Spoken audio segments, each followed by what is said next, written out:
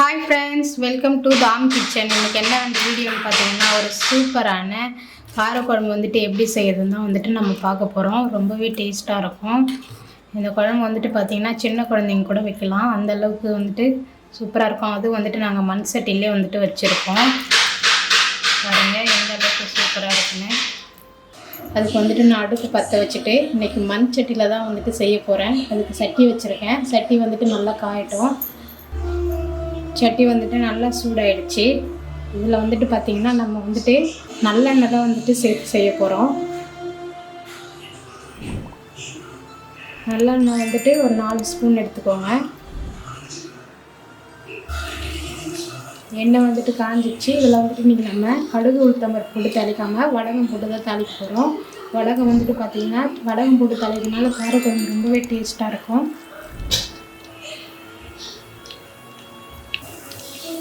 இதிலே வந்துட்டு சின்ன வெங்காயம் போட்டு செஞ்ச வடகம் தான் ரொம்பவே வாசனையாக இருக்கும். காரக்குழம்பு வந்து ரொம்ப சூப்பராக இருக்கும் வடகம் போட்டு தாளித்து சாப்பிட்றதுனால. வடகம் வந்துட்டு நல்லா பொரிஞ்சிடுச்சு. இப்போ வந்துட்டு இதில் நான் சின்ன வெங்காயம் வந்துட்டு சேர்த்துக்கிறேன். சின்ன வெங்காயம் வந்துட்டு பார்த்திங்கன்னா ஒரு 50 கிராம் வந்துட்டு சேர்த்துக்கிறேன். இதை வந்துட்டு நம்ம சேர்த்துக்கலாம்.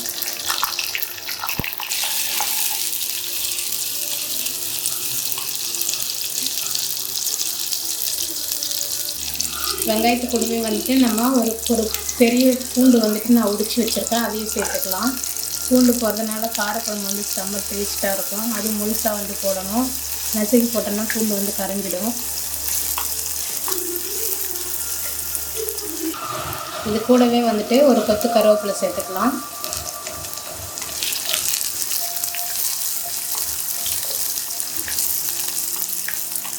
நல்லா பூண்டு வெங்காயம் வதங்கிடுச்சு. இப்போ வந்துட்டு இந்த ஸ்டேஜில் நம்ம வந்துட்டு ஒரு மீடியம் சைஸ் தக்காளி வந்துட்டு சேர்த்துக்கலாம்.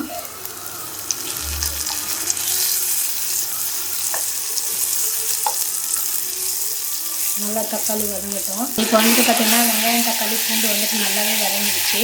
இது கூட வந்துட்டு நான் வந்துட்டு 2 கத்திரிக்காய் வந்துட்டு இந்த மாதிரி பொடிசாக வந்துட்டு கட் பண்ணி வச்சுருக்கேன் குறுக்கு வாட்டத்தில். இதை சேர்த்துக்கலாம். இன்றைக்கி வந்துட்டு நம்ம கத்திரிக்காய் உருளைக்கிழங்கு முருங்கைக்காய் போட்டு தான் வைக்க போகிறோம். ரொம்பவே டேஸ்ட்டாக இருக்கும் காரக்குழம்பு. நல்லா வந்துட்டு கத்திரிக்காய் வதங்கிடுச்சு. கூடவே வந்துட்டு நான் உருளைக்கிழங்கு போடுற சமயத்தில் கரண்ட் ஆஃப் ஆகிடுச்சு. உருளைக்கிழங்கு கத்திரிக்காயும் நல்லாங்கிட்டதுக்கப்புறம் நான் வந்துட்டு ஒரு லெமன் சைஸ் புளி ரவுண்டு எடுத்து கரைச்சி ஊற்றிருக்கேன். பாருங்கள், நமக்கு வந்து காரக்குழம்பு எந்த அளவுக்கு தேவையோ அந்த அளவுக்கு வந்துட்டு நம்ம தண்ணி சேர்த்துக்கலாம். காரக்குழம்பு வந்துட்டு தண்ணியாக இருந்தால் நல்லா இருக்காது, கொஞ்சம் கட்டியாக இருந்தால் தான் நல்லாயிருக்கும். இது கூடவே வந்துட்டு புளி தண்ணி தான் இவ்வளோ நேரம் சேர்த்துருந்தேன். இப்போ தான் வந்துட்டு நார்மல் வாட்டர் சேர்க்குறேன். குழம்புக்கு தேவையான அளவுக்கு நம்ம தண்ணி சேர்த்துட்டு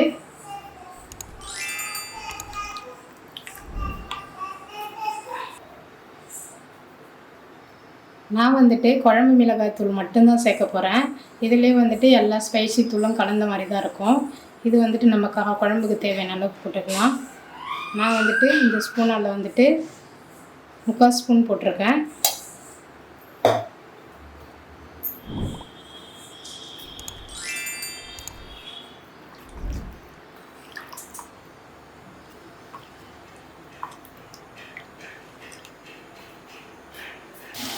அப்பப்போ வந்துட்டு நம்ம குழம்பு வந்துட்டு இந்த மாதிரி திறந்து பார்க்கலாம்.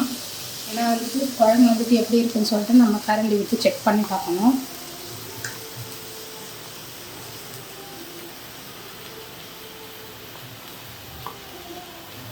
குழம்பு வந்து கொதிக்கணும். வந்துட்டு மூடிக்கிட்டு திருப்பி மூடியே மீடியம் ஃப்ளேம்லேயே வந்துட்டு வைங்க. அப்போ தான் வந்துட்டு குழம்பு வந்துட்டு நல்லா சூப்பராக வந்துட்டு இருக்கும்.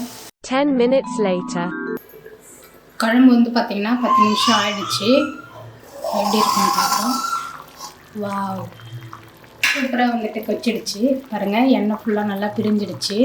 இப்போ வந்துட்டு நம்ம அடுப்பு ஆஃப் பண்ணிக்கலாம். பாருங்கள், குழம்புமே வந்துட்டு எந்த அளவுக்கு வந்துட்டு திக்காக இருக்குன்னு நல்லா கரண்டியில் ஒட்டுது பாருங்கள். இது வந்துட்டு கரெக்டான ஸ்டேஜ். காயெல்லாம் வந்துட்டு பாருங்கள் நல்லா வந்துட்டு வெந்து ஸ்பைஸியாக இருக்குது நல்லா பார்க்குறதுக்கே. இப்போ வந்துட்டு நம்ம வந்துட்டு அடுப்பு ஆஃப் பண்ணிவிட்டு வந்துட்டு நம்ம குழம்பு வந்துட்டு சர்வ் பண்ணிக்கலாம். நல்லா வாசனையாக இருக்குது சட்டியில் வச்ச குழம்பு.